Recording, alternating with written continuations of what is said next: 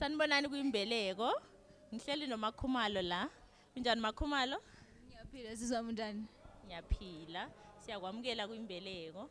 Singathanda usixoxele kabanzi ngomculo wakho.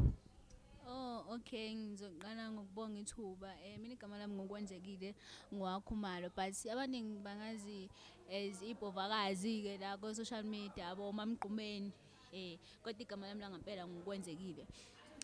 Guys, angimningi kahle kahle like ngizothini anginaso isikhathi eside ngifikile endimeni but sewukhona umsebenzi obalekayo esengike ngawenza. Yes, ngiyenzile single track nezinye ledla amanzi, ngayenza single track yami intombi kaMgqumeni, which is iqembu okuyilona eliphethwe yimi featuring amatshishi amhlophe. Ngase ngazokwenza i-album, then ngayenza futhi enye ingoma nobhuti uSimiselo ithi langa lami featuring Bhovakazi. So i-support abanginikeza yona ngingasho ngithi ngiyayithokozela, but I need more because ngisuke ngispendile nami mangifisa ukubajabulisa vele nami ngisuke ngiqhumile. So ngiyacela ukuthi i-support bese ukukhuphula izinga.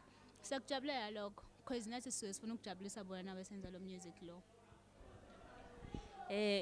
Bawamukela kanjani umculo wakho abantu njengengane kaMgqumeni?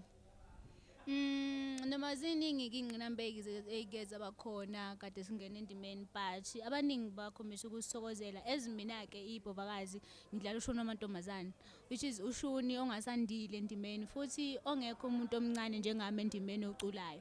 Ushuni wentombi lo, ushuni odlalwa amathina amhlophe, ingane zoma, ushuni wamalanda nje ngabala baningi osisabacula lo ushuni lo. Ukusho ukuthi sebe omaki abanye babawogogo. So ngithe mangibuyisa lo ushuni loyo ngabakhumbuza umaskandi wakudala vele abantu laba abakholelwa kiwo akade bewuthanda futhi uyezwa. So nje bawujabulele kakhulu, yize kukhona labo akade begxeka kodwa siyazi ukuthi vele abantu ngeke beze besithande bonke. Yes, nebhova lahlezi lisho ukuthi angeke bekuthande bonke ngoba usiyimali. Kodwa nje kulabo abasithandayo sithi nje siyabonga kakhulu bafowethu, uthando lwenu siyal-appreciate ngayo yonke indlela. Okay, ungathi yini inkinga ohlangabezana nayo emculweni njengomuntu wesifazane? Ngathini umuntu wesifazane ngiseyingane but ngomqondo ngingasho ukuthi ngimdala because ezinye izinto ngiyakhona ukuzenzela mina ngamandla ami. Ngithe mangizoqala ukurecord i-album bekunzima because imali bengenayo and angina management, so ngiyayizabalazela yonke into. I-album yami yokuqala ngikhiphe ngemali kaNSFAS.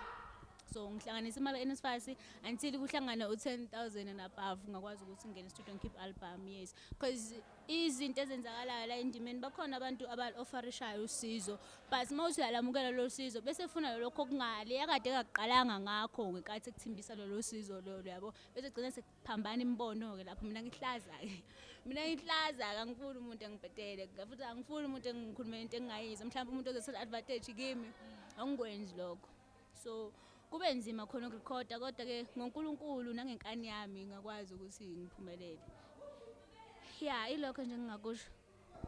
Hayi, siyabonga kakhulu kwimbeleko. Sothanda ukubuthuze njalo next time sizohlala sixoxe kabanzi kakhulu.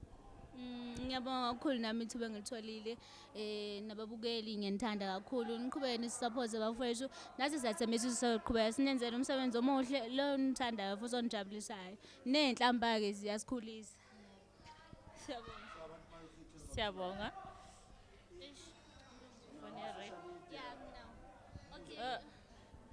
Okay, for abantu abafuna ukuthola nabantu abangakwaziyo abafuna ukukwazi bengakuthola kuphi? Ngiyatholakala on TikTok @kwenzekile mamgqumeni, ngiyatholakala on Facebook ibhovakazi, then kula ama social handles angikho, ngitholakala nje on TikTok nako Facebook. Yes, ingoma zami ngizatholakala ku YouTube. Mongangena nje usearch intombi kaMgqumeni uyakhona ukuthi uyithole, kanti kuma features engisawenzile ngibiza ngebhovakazi nakhona abamaningi. Ngiyabonga.